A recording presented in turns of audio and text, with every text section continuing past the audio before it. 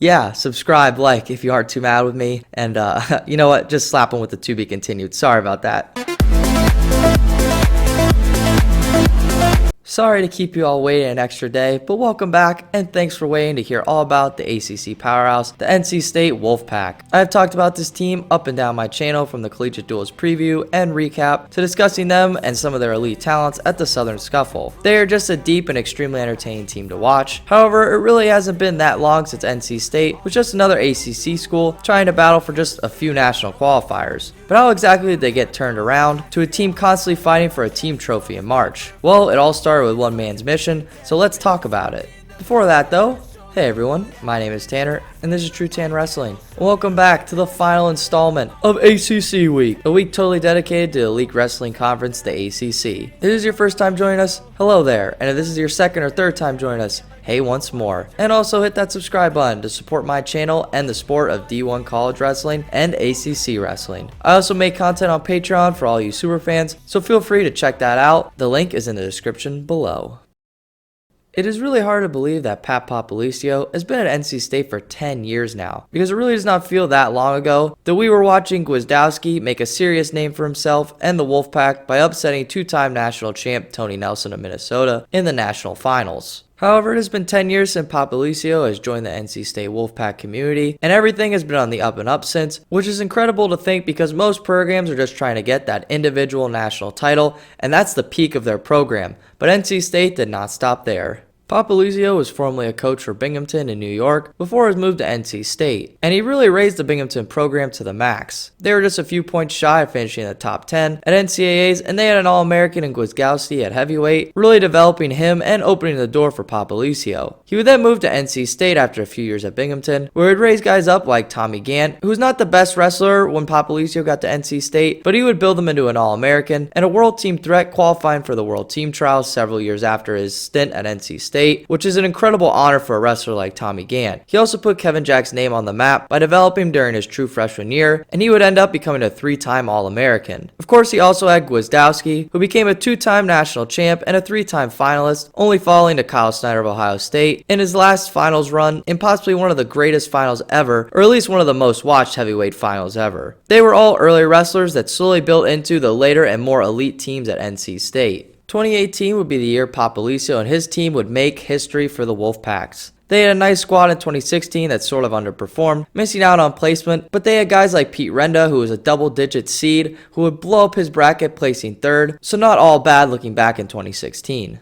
However, in their historical run in 2018, the Wolfpack would have two finalists this year in Hayden Hidlay at 157, who was just a freshman, and Machiavelli at 197. And Machiavelli would go on to win this tournament his senior season, and would later have a lot of domestic freestyle success. Previous mentioned Renda unfortunately did not place after redshirting and then making the quarterfinals this year, which was a heartbreaker, but he did get some much needed points that the Wolfpack needed. Senior Kevin Jack would finish 6th to seal his career off in a very young and dominant 141 weight class, along with unseeded Tariq Wilson at 133, almost making the finals, but he would bonus point his way to take 3rd, which gave some extremely nice and unexpected points to NC State, and gave them their first ever team trophy, adding a new team to the list. They would continue to put several guys in the All-American stand and placing top 8 for the next few years, but they have yet to get a team trophy once again. I'd like to point out that 2018 was probably one of my favorite NCAA tournaments to watch because of all the storylines. Also, a little inside off-script tip, I would actually really like to make a huge retrospective on that event, but we will get to that after the season, so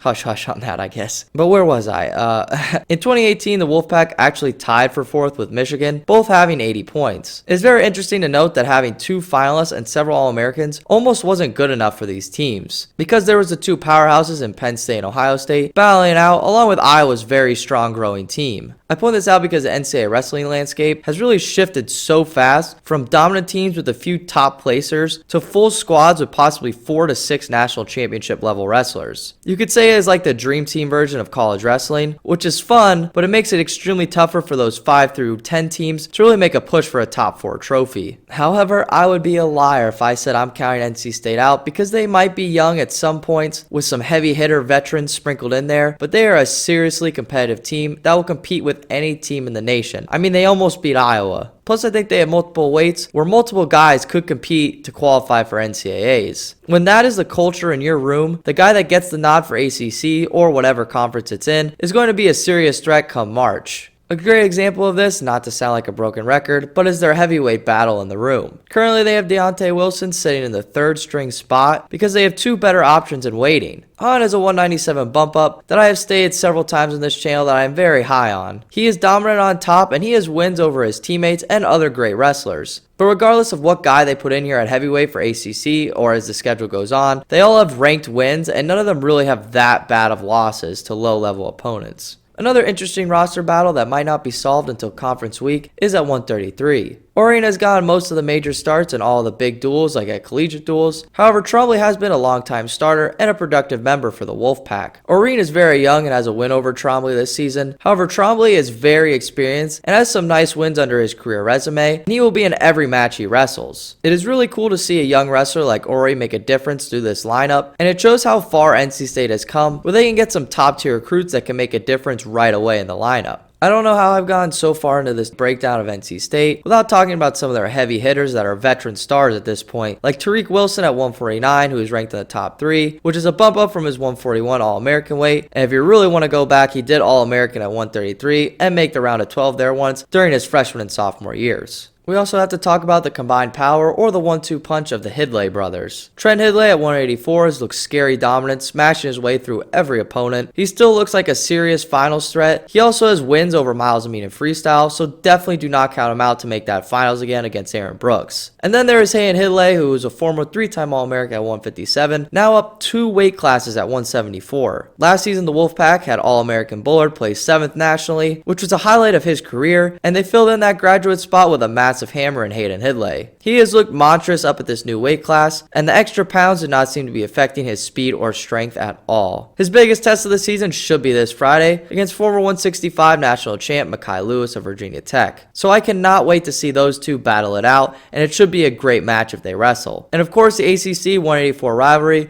will showcase again between Hunter Boland and Trent Hidlay. Jacob Camacho at 125 might have had a down year last season after being the 3 seed and then losing in the round of 12 to miss out on All-American status. He is still a super talented wrestler, and I think he still has the skills to climb into the top 8. They also have 2 solid red shirts in the wing with super high recruit Steve Poland, who is undefeated on the year in his opens that he's wrestled in, and James Joplin, who is split with high Virginia Tech red shirt Ventrese. So both of those options are going to be great next year, and I can't wait to see those roster battles play out with Jacob Camacho, who is still very high in my eyes.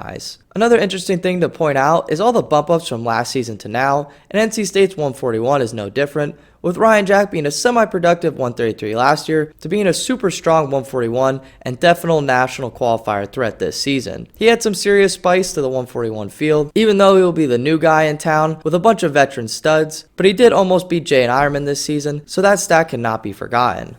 Finally, another bump up from 149, now up to 157. We have high PA recruit Ed Scott, who showed some serious promise last year at 149, but just missed out on qualifying the spot. However, this season he has racked up some serious nice wins, especially over top 20 Iowa Hawkeye Caleb Young, who is a several-time All-American, and he recently beat top 5 Quincy Monday of Princeton, who made the finals of CKLV. Ed Scott has currently only lost to teammate AJ Kovas, who placed at Southern Scuffle this year. They are actually split on the year, so it's exciting to see that Ed Scott is being pushed from all directions this season to truly fill in that he is the best option and that we will get the best version of him at 157. He is slowly rising in the rankings this season, and if anyone takes him lightly in the big show in March, it will truly be a mistake for them. Other supporting cast members are Thomas Bullard at 165, whose best finish was a round of 16, and he has battled everyone this season very tough, regardless of his wins and losses. There is also Donald Cates at this weight, who took Marinelli down in the Iowa match and seriously pushed him to the very end of that match. So they have very strong options at 165, and Cates is only a freshman, so he'll be a nice fill-in for that spot next season for the Wolfpack, and this will be a nice development year for him. There is also Tromble at 197, who is very hard to predict for. He beat national finalist Bonacorsi at Pitt last season, but then would get pinned by Duke starter Russell just a few duels later. This forced a wrestle off between him and Nick Reenan that Reenan would eventually win. Also, side note, Nick Reenan is down at 184 now for some reason, so I'm guessing he just stuck around to better the team and get his weight ready for his freestyle career. I wish Reenan never got hurt during his sophomore season after he made Final X that summer, because I think he could have ran away with that weight class, but oh well, he's still a solid backup to Trent Hidlay now, and I wish him the best. However, Trumbull this season has made some developments, but he's still definitely very hard to predict for. He lost a close match to Warner of Iowa, and handed junior world champ Rocky Elam of Missouri his only loss in the season so far, but then would get smacked by 184 All-American Lou Dupre, who's now up at 197 for Binghamton, along with recently getting pinned by Princeton backup at 197, which is not the best loss to say the least. So what I am saying in classic old Tariq fashion, he might be a super low seed come NCAAs, but with the right placement in March, he could blow up the 197 field, which I already think is a pretty explosive field, besides probably Max Dean of Penn State and AJ Ferrari,